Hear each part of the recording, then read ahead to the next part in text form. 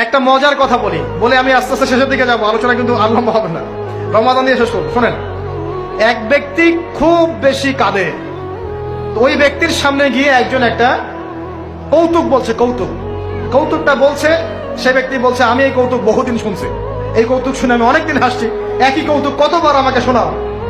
তখন সেই ব্যক্তি বলছে, দ্বিতীয় ব্যক্তি, যে একটা কৌতুক শুনে যদি তুমি বারবার হাসতে না পারো, তাহলে একই দুঃখের কথা মনে করে বারবার কাঁদো কেন? কথা বুঝতে পারছেন না? ঘটনা তো গন কে শেষ, ওটা আমার জীবন থেকে ওভার। ওর সাথে আপনার অতীতের সাথে আপনার এখনকার কি সম্পর্ক?